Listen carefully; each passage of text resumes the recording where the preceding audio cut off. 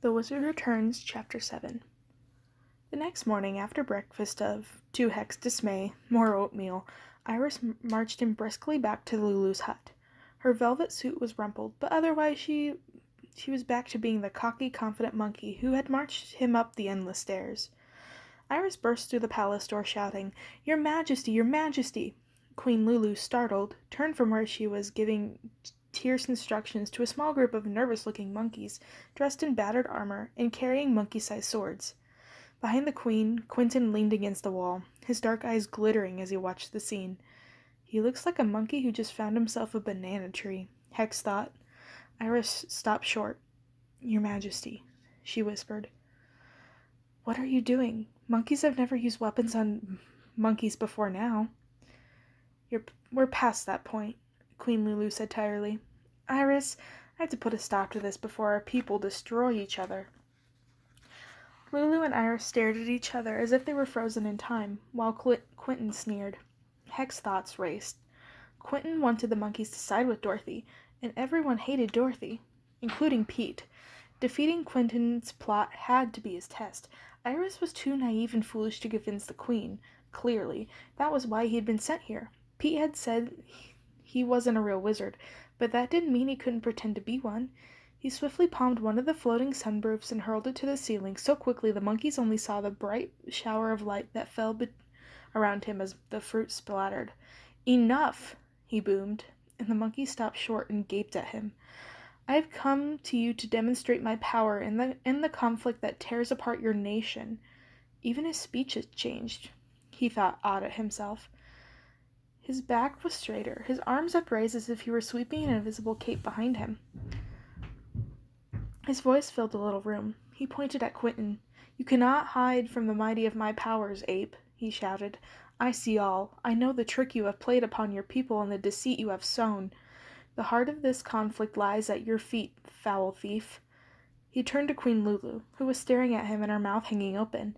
"Ask him what had been happening to your supplies, mighty queen. Ask him where he has hidden them and why he has stolen from you. Ask him why he is working in concert with—" "Oh, brother," he thought. What was her name again? Dorothy's minions. Lulu pushed up her sunglasses, seeming a little less impressed. "These are serious accusations against one of my most trusted advisors," she said. "Do you have any proof?"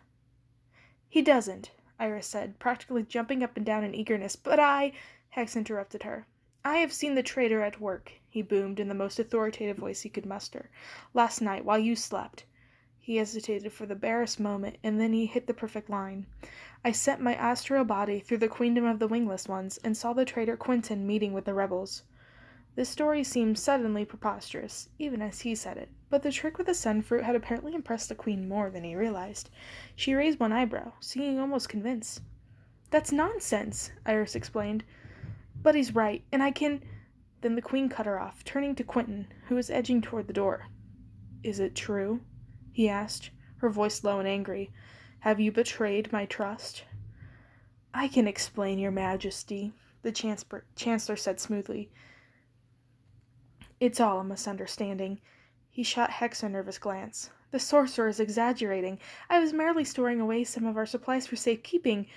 Hex's accusation had been a shot in the dark, but it had hit home.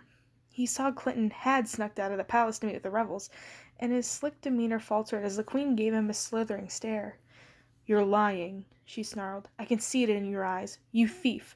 Under my nose, you've torn apart our people. For this, you rot underground, never to swing from a vine in this city again.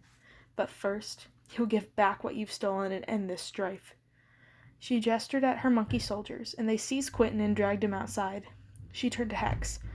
"I don't know what gate of fate brought you here, sorcerer," she said, "but I owe you my queendom." "But Iris began. Lulu ignored her and waved her hand impersonally. A soldier hastily brought her a banana. "Humans have never sat on the side of monkeys in all the history of our people," Lulu said, chewing thoughtfully. "But these are new times for all of us. If you choose to remain among us, you may have Quentin's old job, which is a real honor, I'll have you know." Of course, it was Iris who'd actually exposed the traitor. He could tell Lulu, But Iris was just a young hothead with no sense for politics. She wasn't suited for Quentin's position. Really, he was doing her a favor, saving her from future embarrassment. But she couldn't handle the responsibility. And if defeating Quentin had been his test, surely this was his reward. He could always award Iris an extra banana allowance once he was officially made Chancellor. He wasn't heartless. Hex bowed politely. Your Majesty, I'm honored. I'll certainly consider your offer. She nodded and tossed a banana peel over her shoulder. A guard hurried forward to catch it. Now, she said, I must attend my people. With that, she swept out the door, a scatter of rhinestones sparkling in her wake, and the guard trailing behind her. Next to Hex, Iris was almost speechless with fury. You human, she gasped. You're no sorcerer. You're just a stupid cheat who stole the credit for my work, and now Lulu thinks you're the one who exposed the rebellion. Iris, there is nothing I could do, he lied in his most consolatory tone. The Queen saw what she wanted to see. I would never have undermined you on purpose. Besides, you never said you wanted Quentin's job, just that you wanted him defeated. Really, I've only helped you get what you wanted. You didn't even have the decency to tell me the truth, Iris said furiously.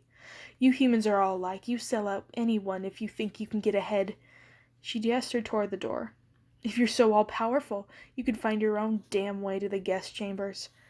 She stalked out the door, but not before he caught a glimpse of her face and realized she was crying. Hex watched her small back recede down the walkway, her shoulders shaking. Why couldn't she see how reasonable he was being? He was cleverer than Iris. Didn't he deserve the Queen's praise? A strange, unfamiliar sensation tugged at his heart. Was it guilt?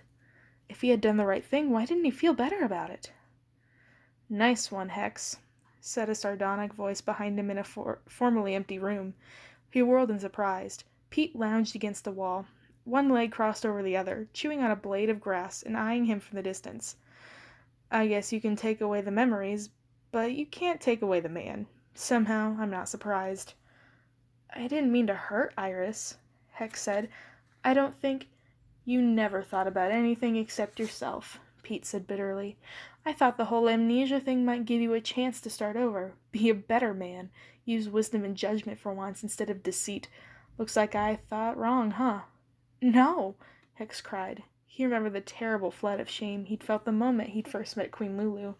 I did something else to the monkeys, didn't I? Something worse? Pete snorted. Yeah, you could say that, he said coldly. You betrayed them, Hex. You gave power over them to the Wicked Witch of the West. You knew she would enslave them, and you didn't care. Why would I do that? Hex whispered. Pete shrugged. You tell me, Hex. Convenient you forgot about that part, huh? What else did I do that I don't remember? Hex asked, his heart sinking. What kind of person was I? I already told you, Pete said. A crappy one. He stared at Hex for a long time, his expression unreadable. For a second time, Hex wondered if maybe it wasn't better to leave his memories behind forever. That was the test of your wisdom, wizard, Pete said. You didn't do very well. How was that a test? Hex protested. If you cared about Oz instead of yourself, you'd have used your wits to help Iris restore peace to the monkeys, not sell Iris out and make yourself look like the hero. Wisdom should be used for the good of all, not just one. It didn't occur to you to work together with Iris to find a way to defeat Quentin, to tell the Queen that Iris was the one who deserved the credit? But she's just a monkey, Hex sputtered. How was I supposed to know that was the test? Here's a hint for the next stage, Pete snapped. In the future, try thinking about someone other than yourself. Pete grabbed Hex by the wrist, and the air around them began to glow with the now familiar purple crackle of Pete's magic. But now, I'll never get to be Chancellor, Hex said sadly, and then the herd around them vanished in a shimmer of purple light.